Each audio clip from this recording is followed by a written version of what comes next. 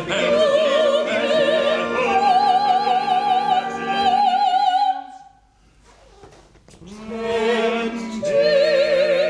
Temptation, oh temptation.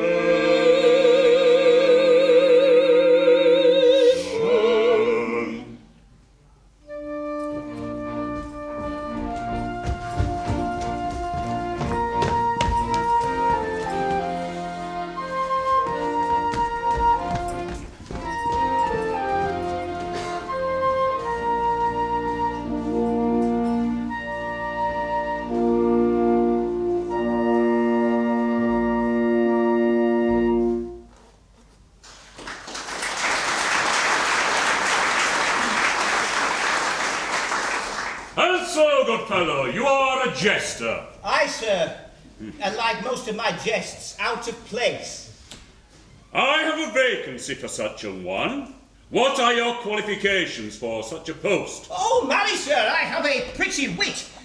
I can rhyme you extempore. I can convulse you with quip and conundrum. I have the lighter philosophies at my tongue's tip. I can be merry, wise, quaint, grim, sardonic, one by one or all at once. I have a pretty turn for anecdote. I know all the jests, ancient and modern, a past, a present, and to come. I can riddle you from dawn of day to set of sun, and if that content you not, well until midnight and the early hours. Oh, sir, a pretty wit, a pretty wit.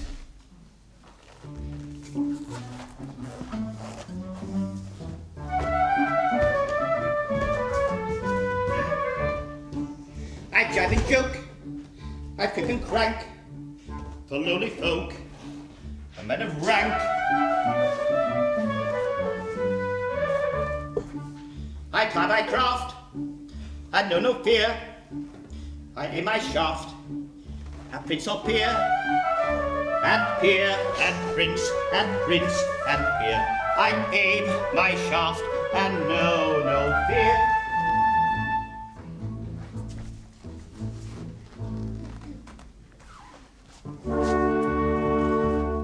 I've whisked from the east and from the west. That's subject to no academic rule. You may tell it from the jibing of a jest, or distill it from the folly of the fool. I can teach you with a quip if I'm a mind. I can trick you into learning with a laugh.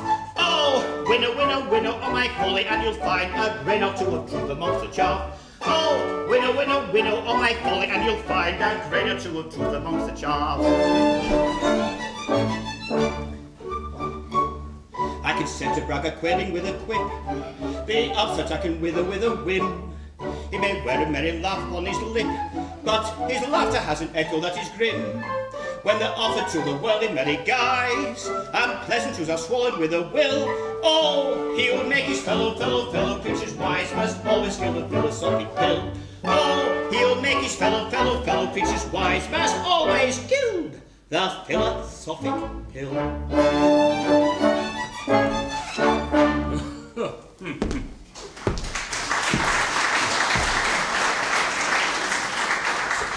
And so how came you to leave your last employ? Why, sir, it was this wise. You see, my master was the Archbishop of Canterbury, and it seems that one of my jests was ill-suited to his family circle. In truth, I ventured a simple riddle, sir, wherein lay the difference between his grace and poor Jack Point. His grace was pleased to give it up, whereupon I told him that whereas his grace was paid £10,000 a year for being good, Jack Point was good for nothing. 'Twas but a simple jest, my lord, but it offended his grace, who had me whipped and thrown to the stocks as a scariel rogue. I would lief not take post again with the dignified clergy. But I trust you are careful not to give offence. I have daughters. Oh, all my jests are most carefully selected, and anything objectionable is expunged. If your honour pleases, I shall try them first on your honour's chapelaine. Can you give me an example? Say that I sat me down hurriedly on something sharp. Oh, why then, sir, I would say that you had sat down on the spur of the moment. I don't think much of that. Is that the best you can do? Well, it's always been very much admired, but we shall try again. Well, then, we are at lunch, and the joint of meat is but half cooked. Why then, sir, I would say that what is underdone cannot be helped. Help. I see. I think that manner of thing could become rather irritating. Well, it can be at first, but use is everything. You would come in time to like it. We will suppose that I caught you, kissing the kitchen wench under my very nose. Ha ha ha! Not under her very nose. That's where I would kiss her, not under yours. Oh, do you take me, sir? Oh, sir, a pretty wit, a pretty wit.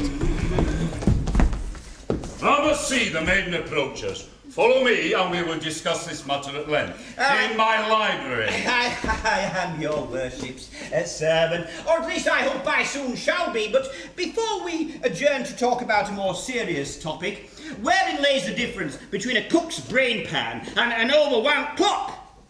Oh, it's the, no. Brain pan? It's that... Tick-tock, tick-tock. No, You know, Oh, truce to this fooling! Follow me! just my luck, my best conundrum wasted. No.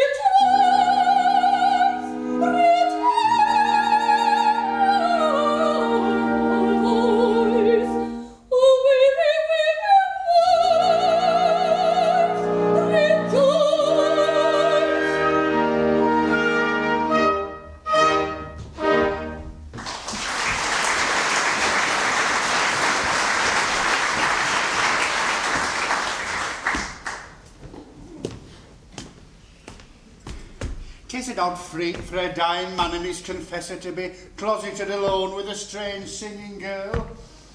I would fain have espied them, but they stopped up the keyhole. My keyhole. Wilfred and alone.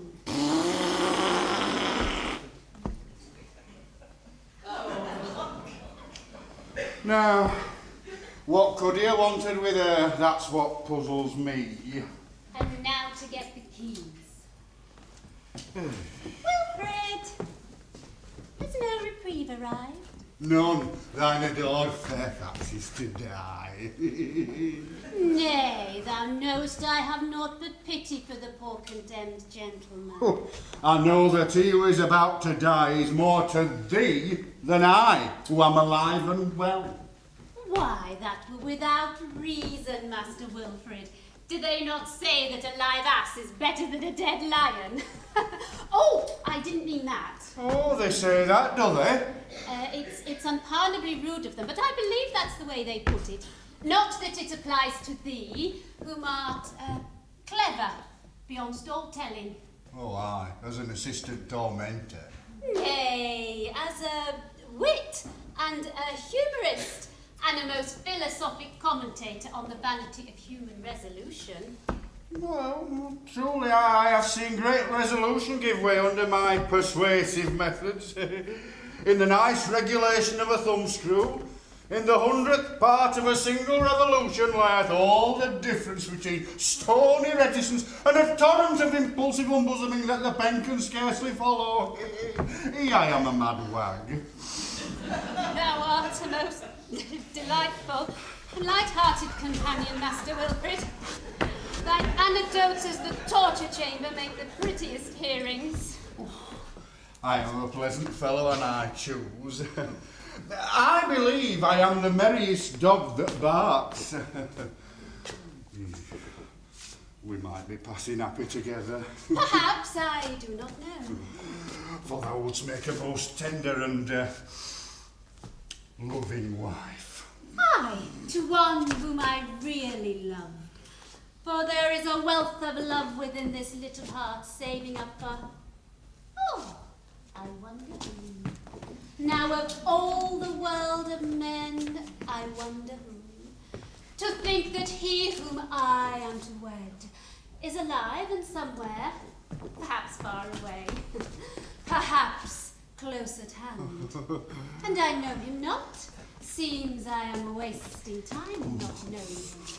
Now, say that it is I. Suppose it for the nonce. Say that thou art my very bride. Suppose it only, and I thy bright, joyous, frolicsome husband. And the day's work being done, and the prisoners stored away for the night. Thou and I are alone together, with a long, long evening in front of us. It is a pretty picture, but I scarcely know it cometh so unexpected. And yet, were I thy bride? Wert thou my bride? Oh, how I would love thee. Were I thy bride, then all the world beside were not too wide to hold my wealth of love. Were I thy bride, upon thy breast my loving head would rest as on her nest the tender turtle dove. Were I thy bride, this whole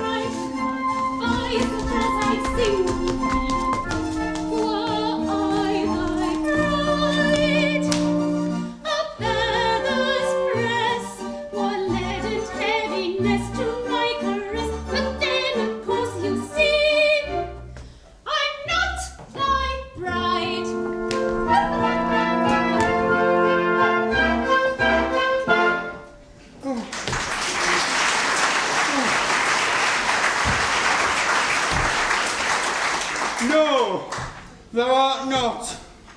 Not yet. But Lord, how she wooed me. I should be no mean judge of wooing, seeing as I've been more hotly wooed than most men. I've been wooed by maid, widow, and wife. I've been wooed boldly, timidly, tearfully, coyly, by direct assault, by suggestion, by implication, by inference and by innuendo. But this wooing is not of the common order. It is the wooing of one who must needs woo me if she die for it. If she die for it.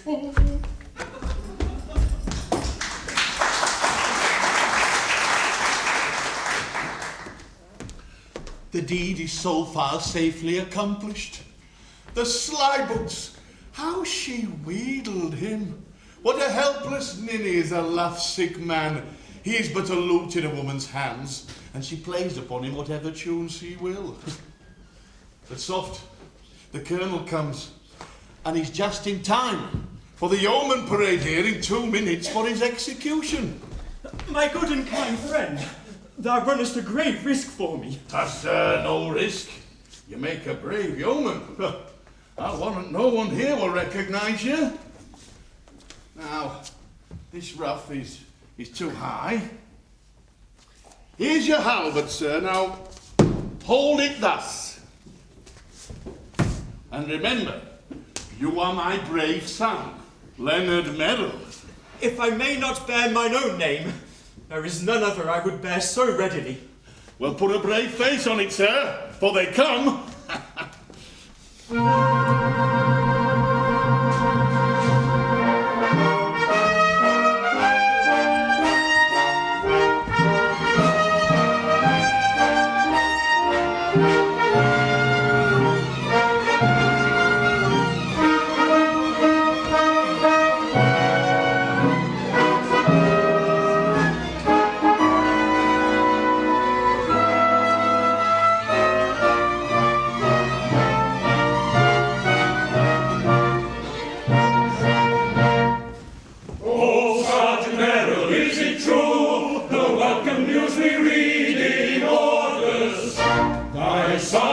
Of daring do our record all the country through has come to join the Tower warders.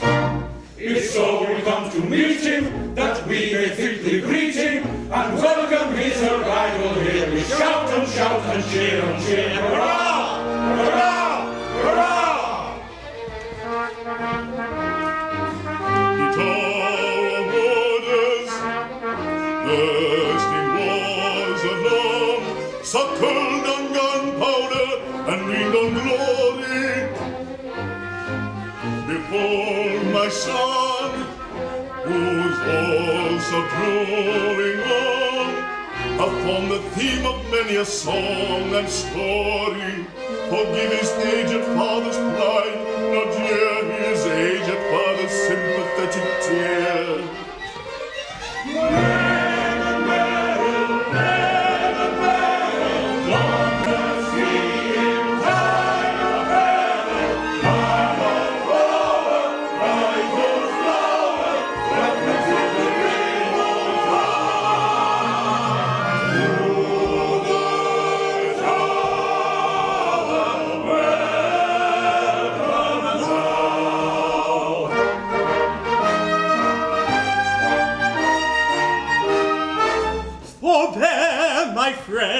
And spare me this ovation. I have small claim to such consideration. The tales that of my prowess unnarrated have been prodigiously exaggerated. Prodigiously exaggerated. 'Tis endless whenever our throne is found. True modesty will there abound.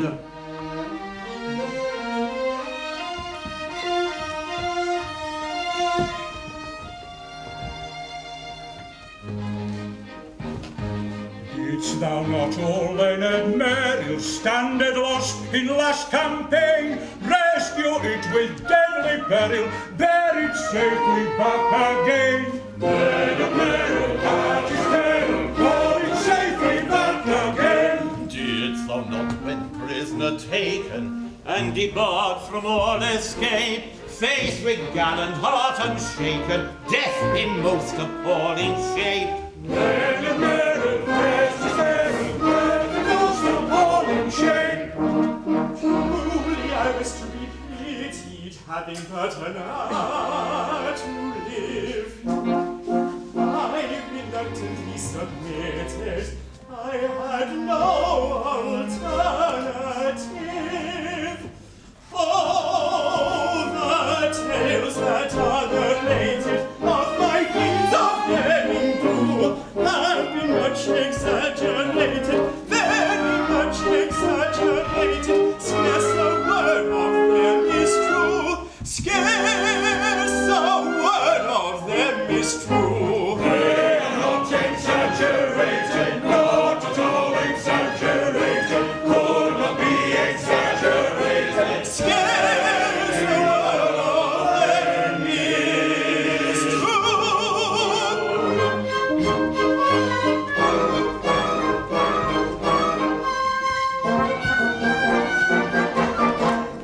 Leonard! I beg your pardon. Don't you know me? I'm little Phoebe. Phoebe? Is this Phoebe? What? Little Phoebe? Who the deuce may she be? She's your sister. It can't be Phoebe, surely. Yes, 'tis Phoebe, your sister Phoebe, your own little sister. He speaks the truth, it's Phoebe. Sister Phoebe. Oh, my brother. Why, how you've grown. I did not recognize you. So many years. Oh, my brother. Oh, my sister. Oh, sister. Oh, sister.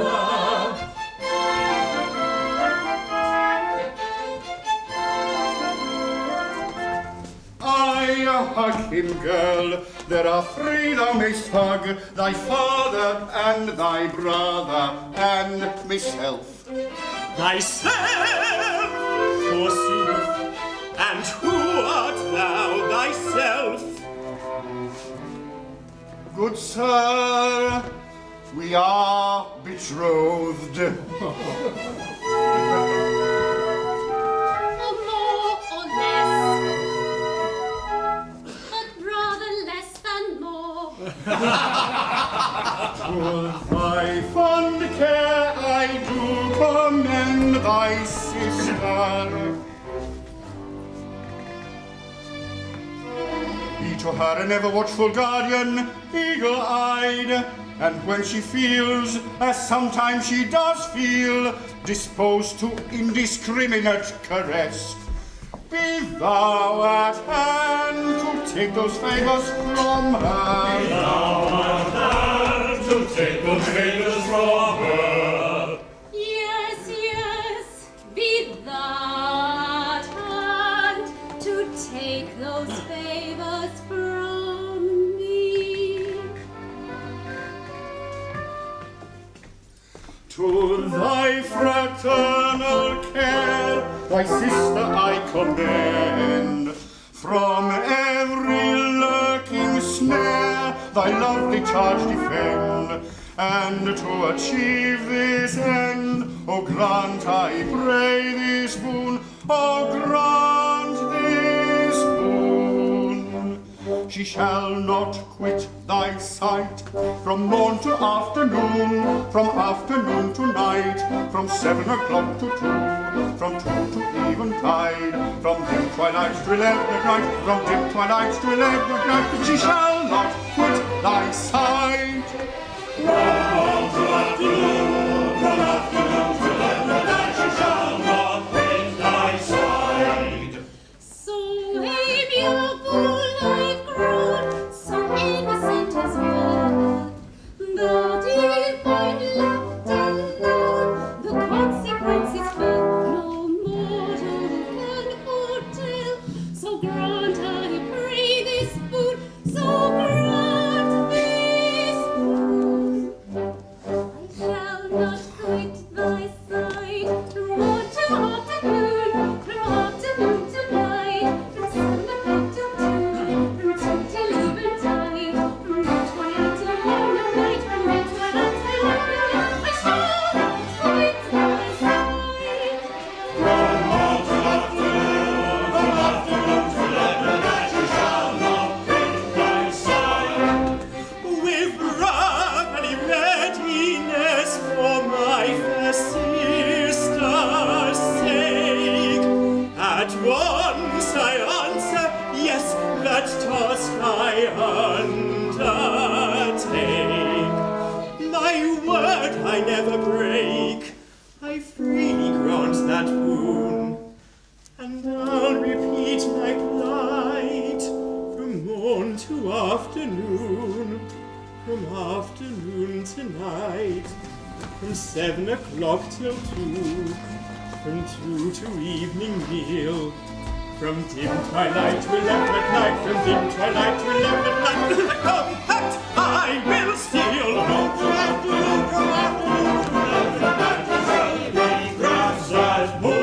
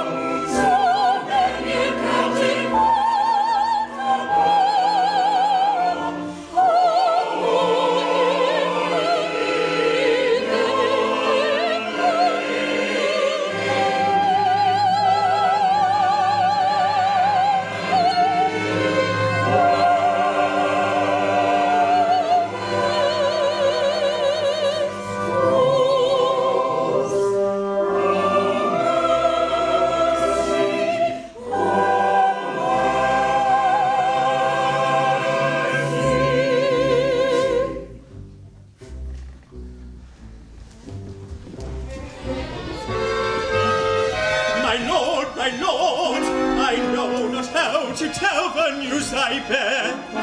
I and my comrades sought the prisoner's cell. He is not there. He is not there. They sought the prisoner's cell. He is not there. As escort for the prisoner, we sought his cell in duty bound. The double gratings open were no prisoner at all. We found. We hunted high, we hunted here. The man we sought with anxious care had vanished into empty air. The man we sought with anxious care had vanished into empty air. By night drove the news is the man has vanished into air. As escort for the prisoner, we sought his cell in duty bound. The double gratings open were no prisoner at all. We found. We hunted high, we hunted here. The man we sought with anxious care had vanished into empty air. The man we sought with anxious care had vanished into empty air. Astounding news, the prisoner fled. Thy life shall forfeit be instead. My lord, I did not set him free. I hate the man, my rival he. The prisoner gone, I'm all again. Thy life shall forfeit be instead. Would have helped him to escape. Lord, I did not set him free. What you know, I know I do not talk of you. This is stupid faces work. Think of work. Oh, my love, oh, go with me. I am Oh, woe is you! You're angry sick. Oh, woe is me, I rather think, yes, woe is me, I rather think, yes, woe is me, I rather think, but every time you are is bad, and I am left alone in red, yes, woe is me, I rather think, yes, woe is me, I rather think, yes, woe is me, Oh, frenzied, frenzied with despair, they read the greatest cheese and all is true. Who is this misbegotten new? Who has not tried this thing to do? The sunshine says we make around the land for his vindictive anger. 1,000 miles across the mountain, who waits in him, alive or dead, who waits in him, alive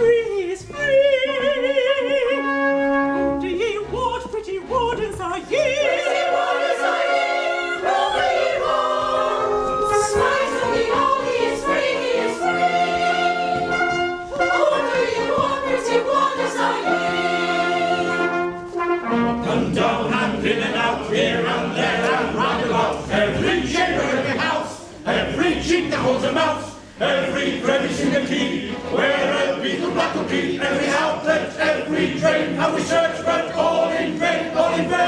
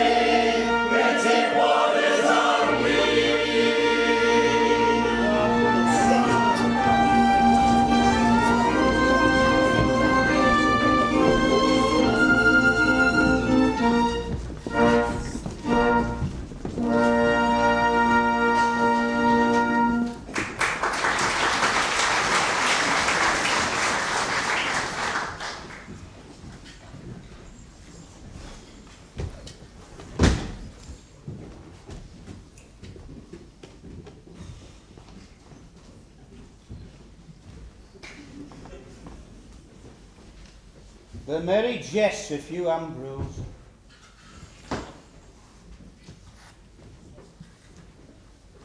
Huh. 7863. The poor wit and the rich counsellor.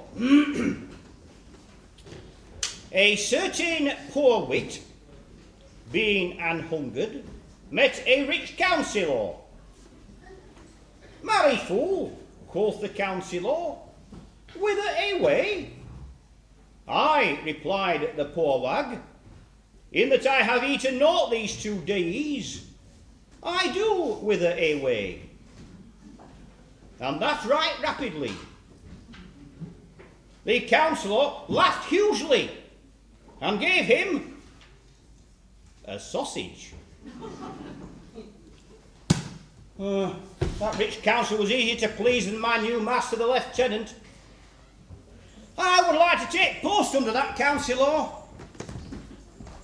'Tis but melancholy mumming when poor jilted Jack Point needs must turn to Hugh Ambrose for original light humour. Oh, Master Point. Ah! Friend jailer! Jailer that was, jailer that never shall be more. Jail that jailed not, or if jailed he did so and jail only, 'twas but jerry jailing. Or jailing in joke, but no joke to him who by his unjail or like jailing did so jeopardise his dear lordship. Aha! Come, take heart, twink! Thou tormentor that tormentest none, thou racker that rackest none, thou pitcher out of place, come! Take heart, be merry as I am! As I am. Oh, it's well for thee to laugh. Thou hast a good post and hast cause to be merry. Cause? Have we not all cause? Is not the world a big butt of humour into which all who may drive a gimlet? See, I am a salaried wit. And is there aught in nature more ridiculous? A poor, dull, heartbroken man who needs must be merry, lest he be whipped. Who must rejoice, lest he starve. Who must jibe, you jest, you quip, you crack, you riddle, you rank you, from hour to hour, from day to day, from year to year, lest he dwindle, perish, starve, pine, and die. Why, when there's naught else to laugh at myself, till I ache for it. Yet, I have often thought as a jester's calling would suit me to a hair. Would suit thee? Thee, thou, death's head and crossbones? I've a ready wit, a light, airy, joyous, frolicsome wit, spiced with anecdotes of the prison cells and the torture chamber. Oh, a very delicate wit. I've tried it on many a prisoner. And there's been some as has smiled. Now, it ain't easy to make a prisoner smile, so it shouldn't be too difficult to be a good jester, seeing as thou art one. Difficult? Nothing easier. Attend, and I shall prove it to thee.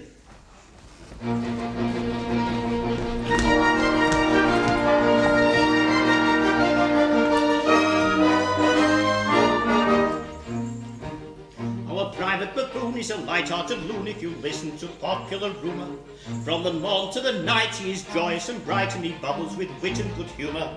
He's so quaint and so terse both in prose and in verse, yet though people forgive his transgressions, there are one or two rules that all family fools must observe if they love their profession. There are one or two rules, half a dozen may be, that all family fools of every degree must observe if they love their profession.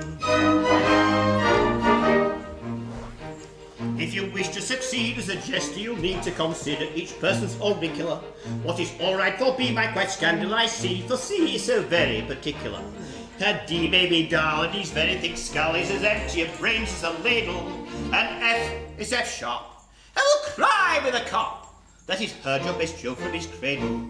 Though in humour they flout, you can't let yourself go, and he does put you out when somebody says, oh! I've heard that old joke from the cradle. If your master is surly from getting up early and tempers are short in the morning, an inopportune joke is enough to provoke him to give you at once a month's warning. Yet if you refrain, he is at you again, for it lies to get value for money. He will ask then and there, with an insolent stare, do you know that you're paid to be funny? It all adds to the task of a merry man's place if your principal asks with a scowl on his face. Do you know that you're paid to be funny? Comes a bishop maybe or a solemn deal, beware of his anger provoking. Better not pull his hair or stick pins in his chair, he don't understand practical joking.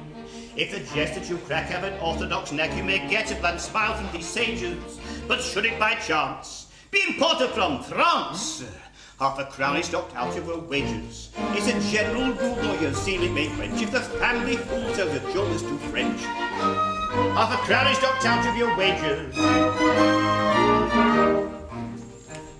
Though your head it may rack from a bilious attack, and your senses from toothache or reeling, don't be mopey or flat, they can't find you for that, so long as you're quaintly amusing. Though your wife ran away with a soldier that day and took with her your trifle of money, bless your heart, they don't mind. They're exceedingly kind. They don't blame me so long as you're funny. It's a comfort to feel all your partner may fit, though you suffer a deal, they don't mind it a bit. They don't blame me so long as you're funny.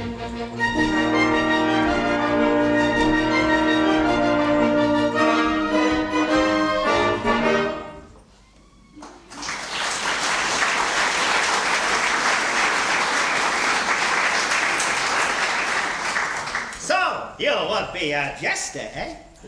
Aye. Now listen. My sweetheart Elsie Maynard wed this Fairfax half an hour ere he escaped. She did well. She did nothing of the kind, so hold thy peace and perpend.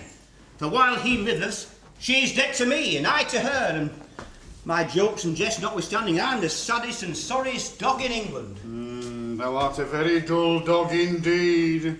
Now, if you will swear that thou didst shoot this Fairfax as he swam across the river, to take the discharge of an arquebus late at night, and that he sank and was seen no more, I will make thee the very Archbishop of Jesters, and that in 2 days' time. Now, what sayest thou?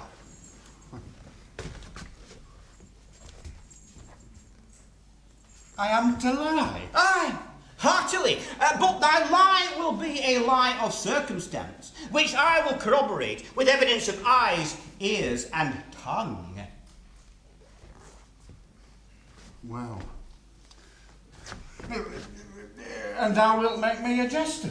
As an archbishop, a jester amongst jesters, I will teach you all my original songs, my self-constricted riddles, my own unimaginable paradoxes, nay more.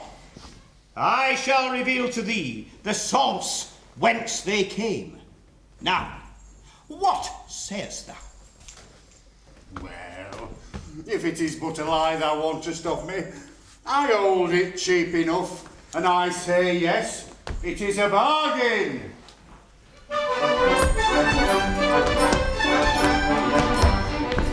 Hereupon we both agreed, all that we two agreed to secure by solemn deed, to prevent all elemental, you and else out to call, with a story grim and gory. How this Fairfax done it all, I declare to, you're to swear to. I to swear to, I declare to, I to swear to, I declare to, I to swear to, you're to swear to, I to swear to. Tell a tale of cock and bull, of convincing deep and full. Tale tremendous and defenders, what a tale of cock and bull.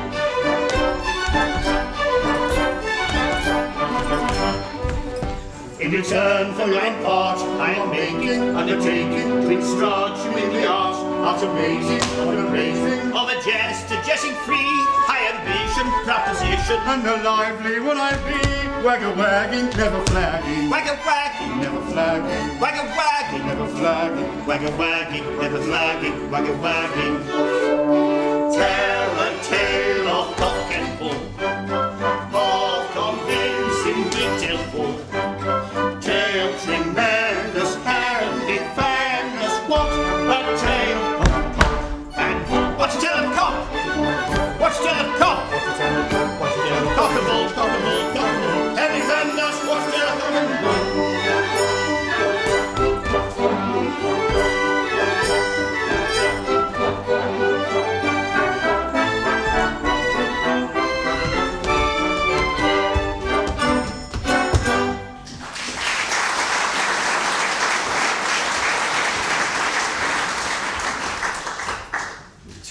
Gone, and no news yet of poor Fairfax. The dogs, they seek him everywhere, save within a dozen yards of his dungeon. So I am free. Free but for the cursed haste with which I hurried headlong into the bonds of matrimony with heaven knows whom. As far as I remember, she should have been young, but even had her face not been concealed by her kerchief, I doubt whether I in my then plight would have taken much notice of her. Free. But our bonds were but a thread of silk compared with the conjugal fetters, which I, fool that I was, placed on my own hands. From one I broke readily enough. How to break the other?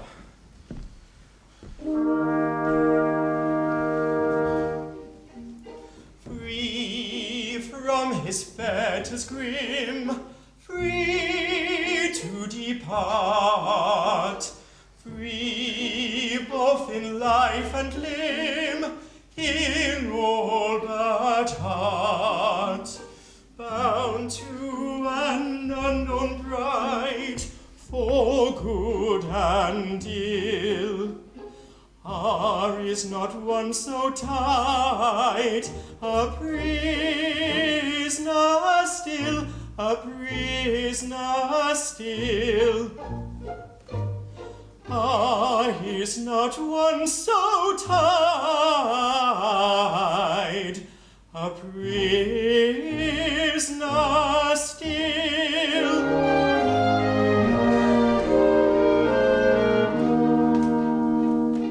Free yet in fetters held, till his last hour, gyves that no smith can weld, no rust ever. Although a monarch's hand had set him free of all the captive band, the saddest he, the saddest he, of all the captive band, the saddest, saddest he.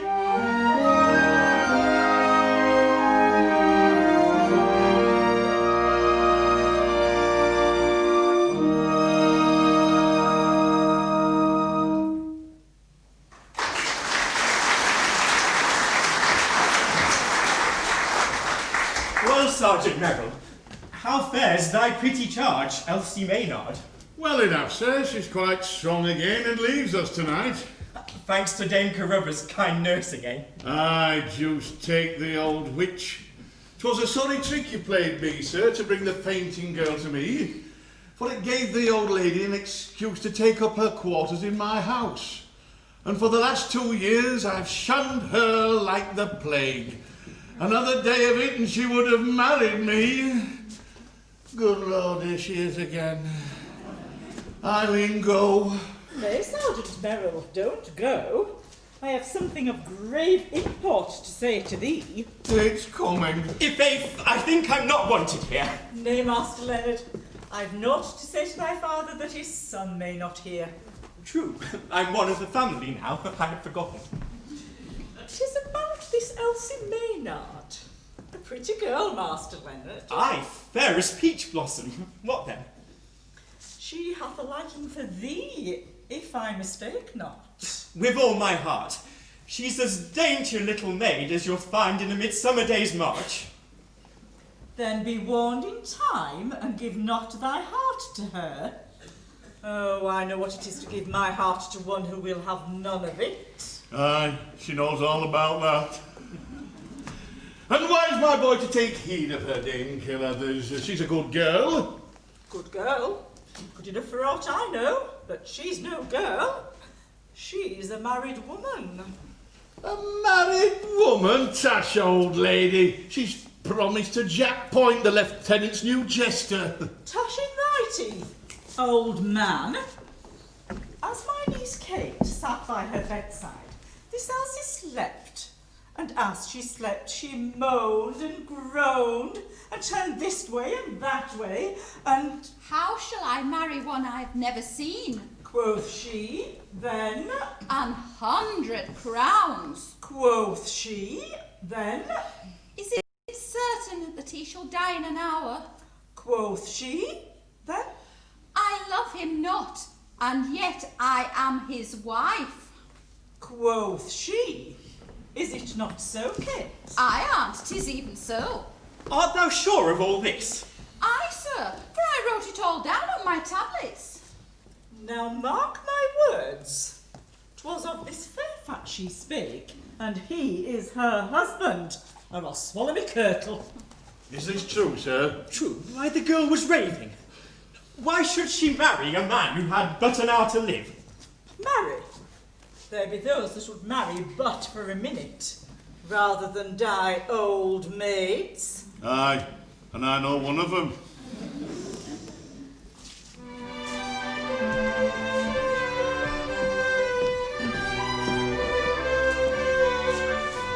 Strange adventure made unwedded, to her groom she's never seen. Never seen. Groom about to be beheaded in an Arum Tower green. Tower green. Groom in dreary dungeon lying, grew as good as dead or dying, for a pretty maiden sighing, pretty maid of 17. 17.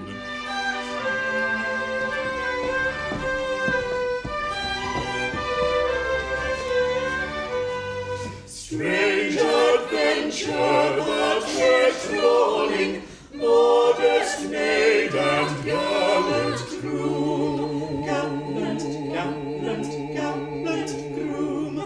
While the funeral bell is tolling, tolling, tolling, bim-ba boom. Bim-ba, bim-ba, bim-ba boom.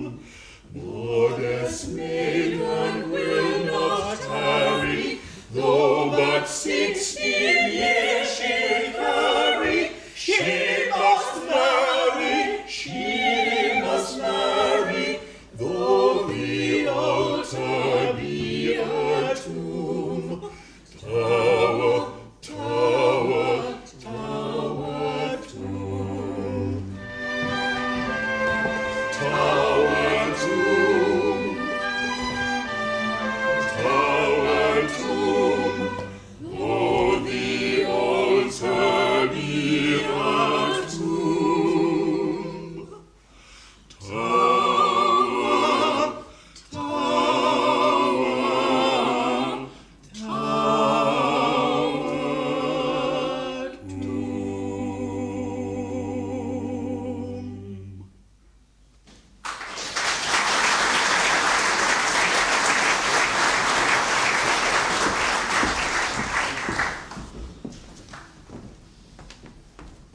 So, my mysterious bride is none other than this winsome Elsie.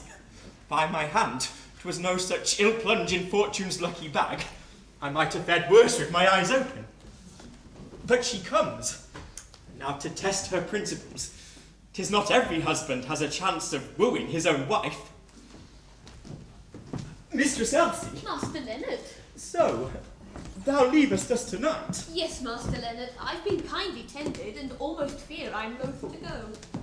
And this Fairfax, wast thou gladst when he escaped? Why, truly, Master Leonard, it's a sad thing that a young and gallant gentleman should die in the very fullness of his life. So when thou didst faint in my arms, it was for joy at his safety? It may be so. I was highly wrought, Master Leonard, and I am but a girl, and so when I'm highly wrought, I faint. Now, dost thou know, I am consumed with a parlous jealousy. Thou? And of whom? Why, of this Fairfax, surely. Of Colonel Fairfax? Aye. Shall I be frank with thee? Elsie, I love thee, ardently, passionately. Elsie, I have loved thee these past 2 days, which is a long time, and would fain join my life to thine. Oh, Master Leonard, thou art jesting. Jesting? May I shrivel into raisins if I jest. I love thee with a love that is a fever, with a love that is a frenzy, with a love that eateth up my heart. What sayest thou? Thou wilt not let my heart be eaten up. Oh, mercy! What am I to say? Dost thou love me? Or hast thou been insensible these past 2 days? I love all brave men. Nay, therein is love in excess. I thank heaven there are many brave men in England. But if thou lovest them all, I withdraw my facts. Oh, I love the bravest best. But, sir, I may not listen. I am not free. I am a wife. Thou a wife? Whose? His name? His hours are numbered. Nay, his grave is dug and his epitaph set up. Come, his name. Oh, sir, keep my secret. It is the only barrier that fate could set between us. My husband is none other than Colonel Fairfax. The greatest villain unhung. The most ill-favoured, ill-mannered, ill-natured, ill-omened, ill-tempered dog in Christendom. Oh, it is the very like, but he is naught to me. I never saw him. I was blindfolded, and he was to have died within the hour, and he did not die, and I am wedded to him, and my heart is broken. He was to have died, and he did not die. The scoundrel. The perjured, traitorous villain. Thou shouldst have insisted on his dying first, to be sure. 'Tis the only way with these Fairfaxes. I now wish I had. Bloodthirsty little maiden. A fig for this Fairfax. Be mine. He will never know. He dares not show himself. And even if he dare, what art thou to him? Lie with me, Elsie. We will be wedded tomorrow, and thou wilt be the happiest wife in England. Oh, Master Leonard, I am amazed. Is it thus that brave soldiers speak to poor girls? Oh, for shame, for shame. I am wed, not the less because I love not my husband. I am a wife, sir, and I have a duty. And, oh, sir, thy words terrify me. They are not honest, they are wicked words, and unworthy thy great and brave heart. Oh, for shame, for shame. Nay, Elsie, I did but jest. I spake but to try thee.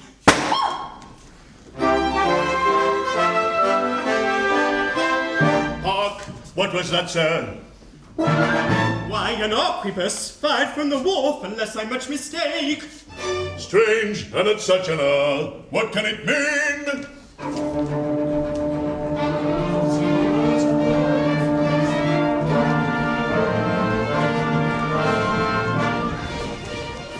Now what can that have been? A shot so late at night, enough to cause a fright. What can the portent mean? A woman in the land is London to be raised. The land is London to be raised. What danger is at hand? What danger is at hand? What danger is at hand? Oh, for the charge! At once the truth declare! My lord, 'twas I, to rashly judge forbear. My lord, 'twas he, to rashly judge forbear.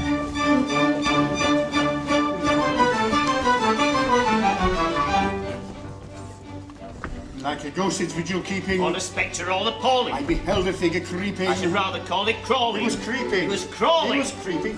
Crawling. He was creeping. Crawling. He was creeping. Crawling. Not a moment's hesitation, I myself upon him flung, with a hurried exclamation to his draperies I hung. Then we closed with one another in a rough and tumble smother. Colonel Fairfax and no other was the man to whom I clung. Colonel Fairfax and no other, Colonel Fairfax and no other, Colonel Fairfax and no other was the man to whom I clung. After mighty tug and tussle, it resembled more a struggle. He by dint of stronger muscle, or by some infernal juggle, from my clutches quickly sliding, I should rather call it slipping, with a view no doubt of hiding, or escaping to the shipping, with a gasp and with a quiver, I describe it as a shiver. Down he dived into the river, and alas I cannot swim. With a shiver, with a gasp and with a quiver, down he dived into the river, it was very brave of him.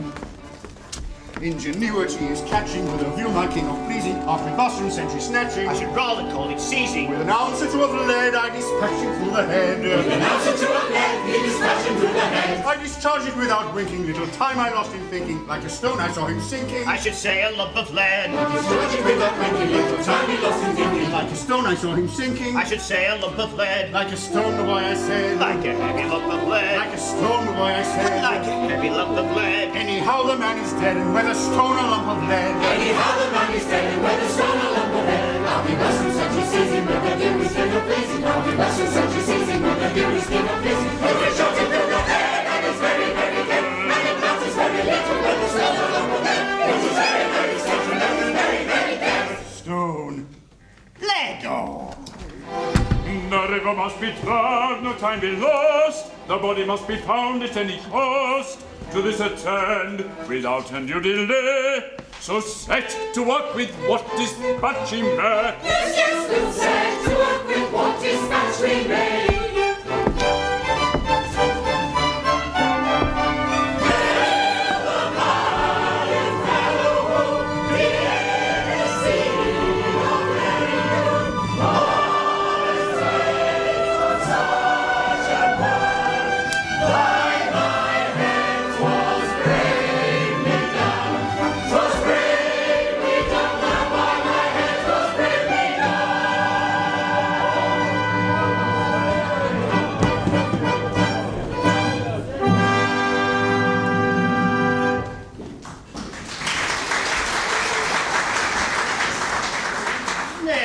Comforted.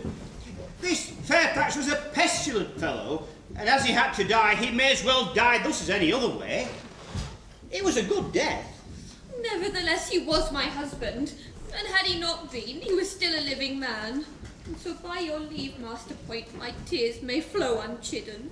And thou didst see all this?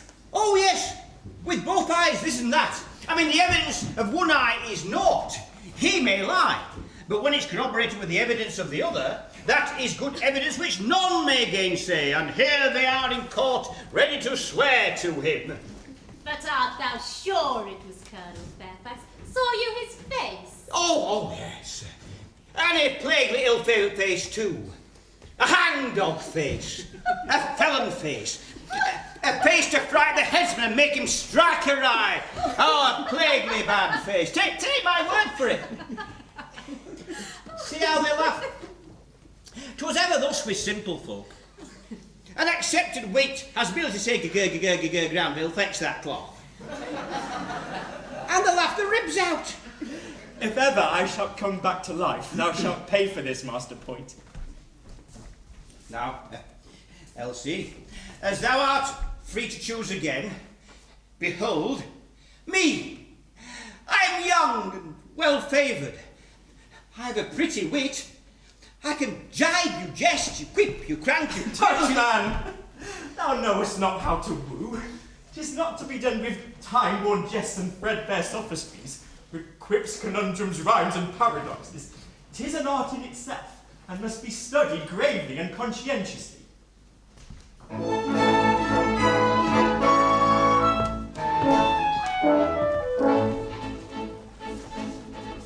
A man who would woo a fair maid must prentice himself to the trade, and study all day in methodical way how to flatter, cajole, and persuade.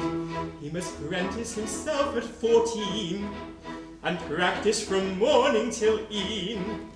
And when he's of age, he will engage, they capture the heart of a queen, the heart of a queen.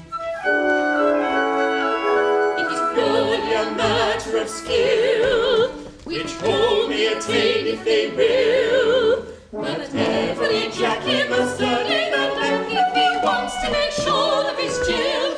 If he wants to make sure of his Jill.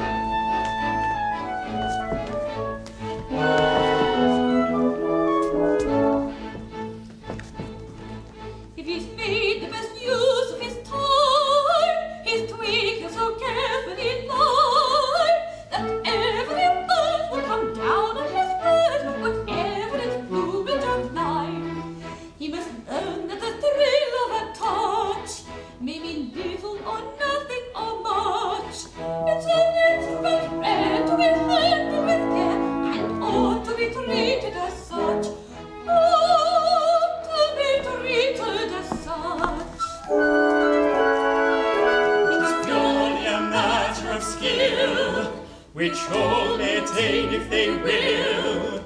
But every Jackie must study the deck if he wants to make sure of his Jill. If he wants to make sure of his Jill.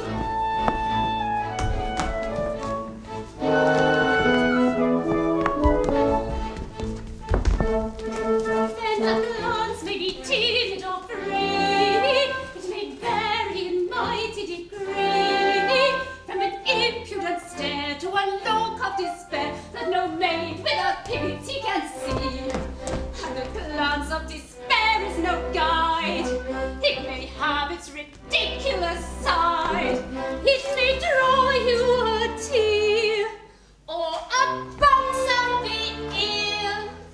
You can never be sure till you've tried.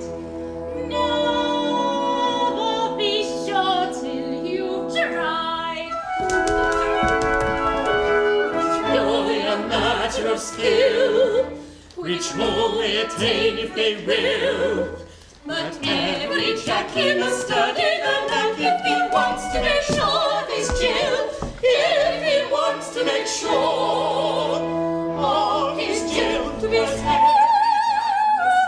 the deck, yes, every Jack must study the deck. If he wants to make sure of his Jill. Yes, every Jack must study the neck if he wants to make sure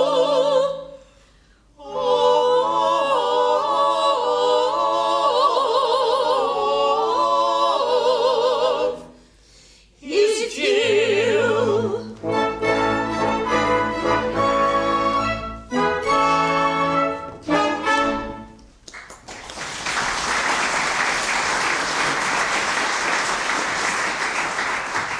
Now listen, 'tis done thus. Mistress Elsie, there is one here who, as thou knowest, loves thee right well. Aye, that he do, right well. He is but a man of poor estate, but he have a loving, honest heart. He will be a true and trusting husband to thee, and if thou wilt be his wife, thou shalt lie curled up in his heart, like a little squirrel in its nest. A pretty picture. A maggot in a nut lies closer, but a squirrel will do. He knoweth that thou wast a wife, an unloved and unloving wife, and his poor heart was near to breaking. But now that thine unloving husband is dead, and thou art free, he would fain pray that thou wouldst hearken unto him, and give him hope that thou wouldst one day be his. He pressed her hand and whispered in her ear.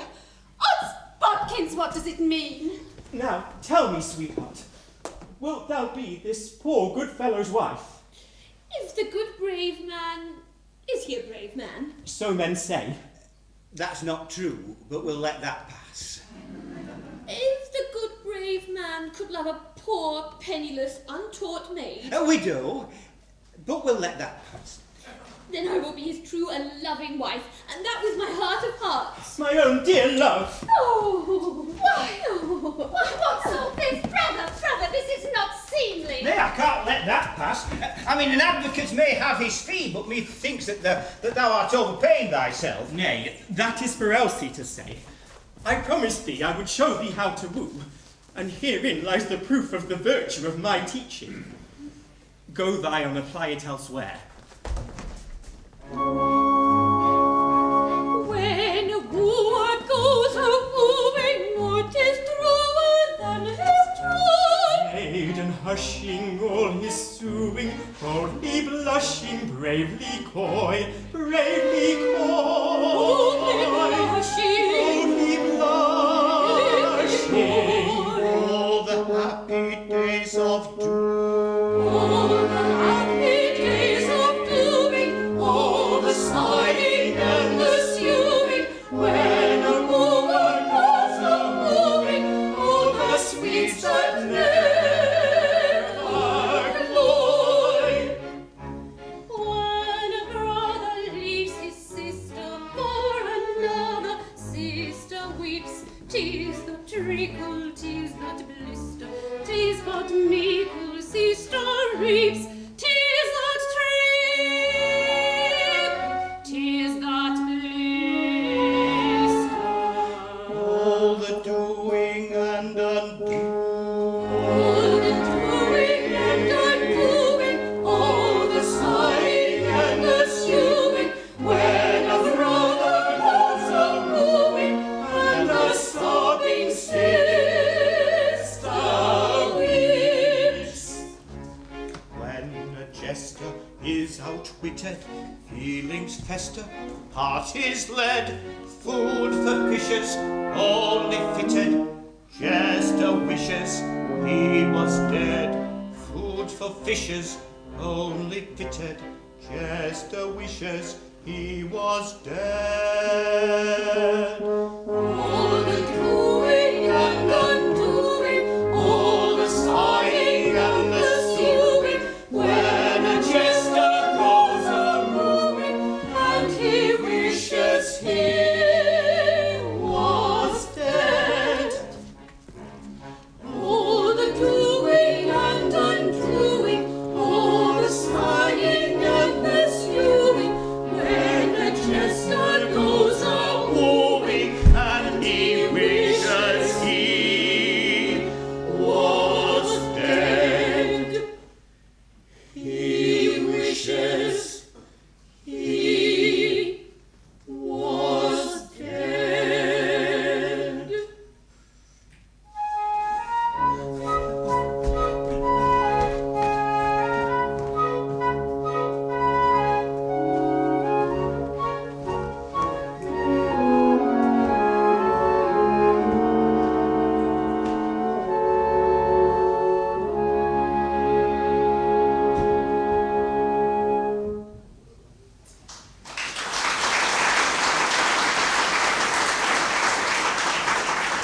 And I helped that man to escape, and I kept his secret, and pretended that I was his dearly loving sister, and did everything I could to make folk believe I was his loving sister.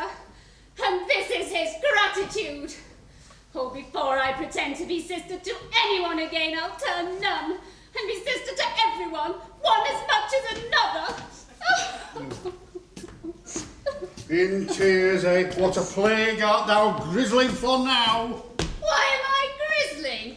Thou hast often wept for jealousy. Well, 'tis for jealousy that I weep now. I, yellow, bilious, jaundiced jealousy, so make the most of that, Master Wilfrid. But I have never given thee cause for jealousy. The lieutenant's cook maid and I are but the merest gossips. Jealous of thee? I'm jealous of no craven cock on a hill who crows about what he'd do and what he dared. I'm jealous of another and a better man than thou. Set that down, Master Wilfrid. And he's to marry Elsie Maynard, the little pale fool. Set that down, Master Wilfrid. And my heart is well nigh broken. There, thou has it. Make the most of it.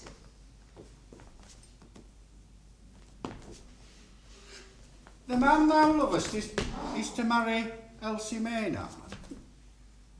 Why? That is no other than thy brother, Leonard Merrill. Oh, mercy, what have I said? Why, what manner of brother is this, thou lying little jade? Speak!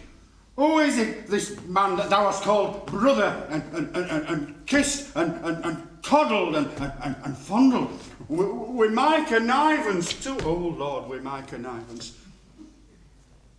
Could it be this Fairfax? It is! It's this accursed Fairfax! It's Fairfax who thou hast just shot through the head, and who lies at the bottom of the river. Am I to be mistaken? We are but fallible mortals, the best of us, but I'll make sure. I'll make sure. Stay, one word. I think it cannot be Fairfax. Mind, I say I think, because thou hast just slain Fairfax. But whether he be Fairfax or no Fairfax, he's to marry Elsie. And as thou hast shot him through the head and he is dead, be content with that, and I will be thy wife. Is that sure? Aye, sure enough, for there's no help for it. Thou art a very brute. But even brutes must marry, I suppose. Oh, my beloved! Oh. Phoebe, rejoice, for I bring glad tidings. Colonel Fairfax's reprieve was signed 2 days since, but it was foully and maliciously kept back by Secretary Polkwhistle, who designed that it should arrive after the Colonel's death. It had just come to hand, and is now in the Lieutenant's possession.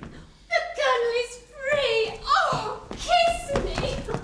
Oh, kiss me again! Kiss me again and again! Bods, death of my life! Art thou mad? Am I mad? Are we all mad? My dear, and well I praise with joy! Get away from him, thou hussy! Thou jade! Thou kissing, clinging cockatrice! As for thee, sir, devil take thee. I'll skin thee for it. I'll rip thee like a herring. I'll cleave thee to the chine.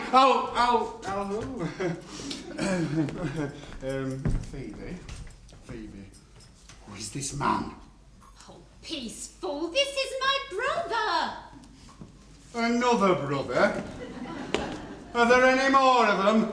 Produce them all at once and let me know the worst. This is the real Leonard, the other was just his substitute. The real Leonard, I say, my father's own son. How do I know this? Has he brother writ large upon his brow? I distrust thy brothers. Thou art but a heartless jade. Oh, now, Wilfred, be trust. Truly I did deceive thee. But it was to save a precious life, and not to save it for myself, but to save it for another. Is that not enough for thee? Come, I am thy Phoebe, thy very own, and we will be wed in a year, or 2, or 3 at the most. Is that not enough for thee? Phoebe! Phoebe! Hast thou heard the brave news? Yes, Father. And I'm mad with joy. But, what's all this? Oh, Father, he discovered our secret through my folly, and the price of his silence is... Phoebe's heart. Oh, dear me, no. Phoebe's hand. It's the same thing. Is it? Tis a pity, but the Colonel had to be saved at any cost. And as thy folly revealed our secret, thy folly must e'en suffer for it. So, this is a plot to shield this arch-fiend, and I have detected it. 1 word from me, and 3 heads will roll from their shoulders. But the Colonel is reprieved. And yet, if my complicity in his escape were known, Oh, devil take the old meddler. There's nothing else for it. Hush, pretty one. Such bloodthirsty words ill become those cherry lips. Oh. Sergeant Merrill. Why, look-ye, Chuck. For many a month I've thought to myself, there's snug love saving up in that middle-aged bosom for someone, and why not for thee? That's me.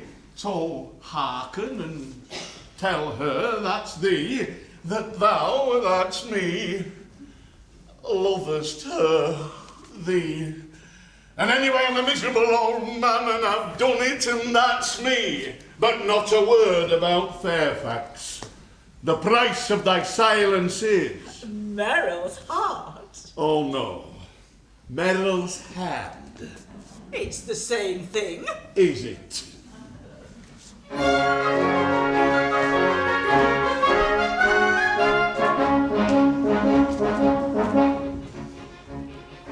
Rapture, rapture, when love's thought to be flushed with capture, seeks the notary. Joy and jollity, then is polity, reigns frivolity. Rapture, rapture, joy and jollity, then is polity, reigns frivolity. Rapture, rapture. Doleful, doleful, when humanity with his soul full of certainty, courting privity down declivity, seeks captivity. Doleful, doleful, courting privity down declivity, seeks captivity. Doleful, doleful, joyful, joyful, when virginity seeks for joyful man's infinity. Fate and glory, bright and barring, is a glory. Joyful, joyful, fate and glory, bright and barring, is a glory. Joyful, joyful. ghastly, ghastly, when man sorrowful, firstly, lastly, oft to marvel, after tarrying, yields to harrying, goes a marrying. Ghastly, ghastly, joyful, joyful, ghastly, ghastly, joyful, joyful, ghastly, ghastly, joyful, joyful, joyful, joyful,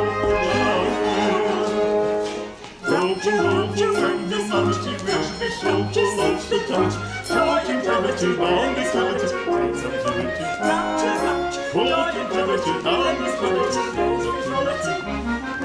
rapture, rapture, rapture,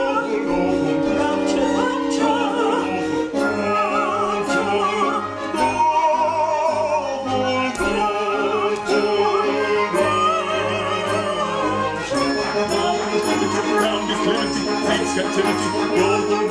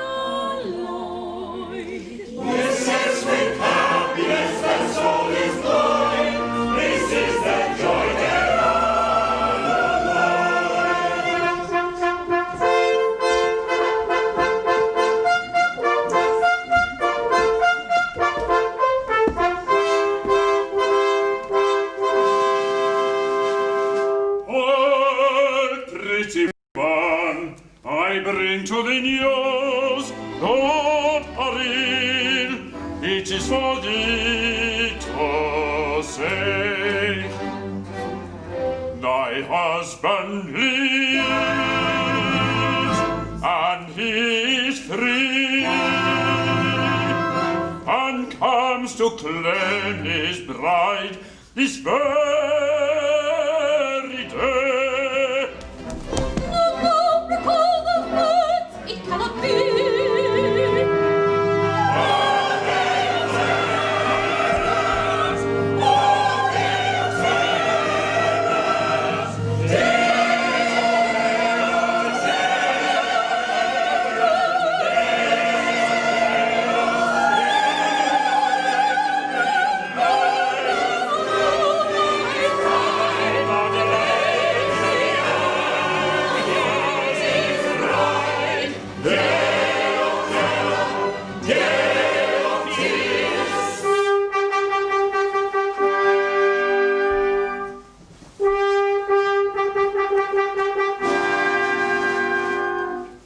All thought of Leonard Merrill set aside. Thou art mine own, I claim thee as my bride. Thou is over us, he claims thee as his bride. A suppliant at thy feet I fall, mine heart will yield to pity's call. Mine is a heart of massive rock, unmoved by sentimental shock. My heart firmly. Leonard, my loved one, come to me. They bear me hence away, but though they take thee far from thee, my heart is thine for aye. My broken heart, my bruised heart is thine, mine own for aye. Is thine, mine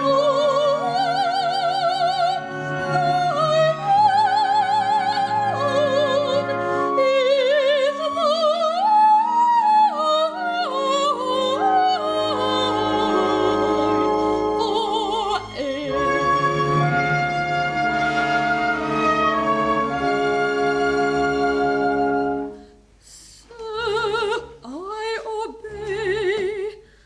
I am thy bride. What in that fateful hour I said, the same that placed me in thy power, would I had died. Sir, I obey. I am thy bride. My own! With happiness my soul is bright. This is my joy made unalloyed. This is with happiness the soul is mine. This is the joy day unalloyed. With happiness the soul is mine. This is the day unalloyed. The joy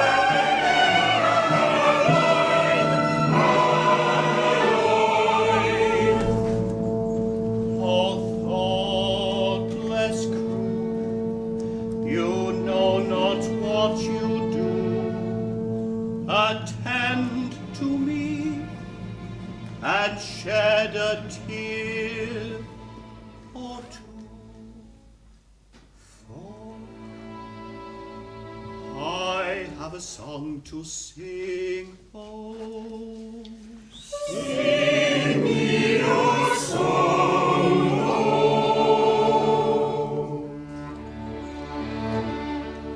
tis sung to the moon sung by the lovelorn loon who fled from the mocking throng.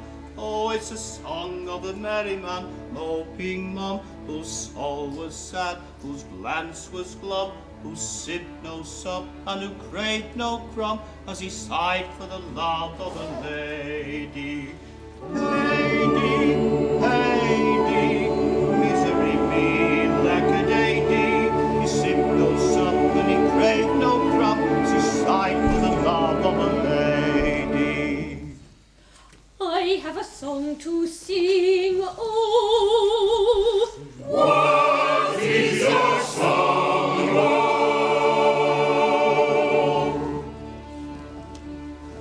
It is sung with the ring of the songs made sing, who love with a love life long. Oh, it's a song of a merry maid nestling near, who loved her lord but who dropped her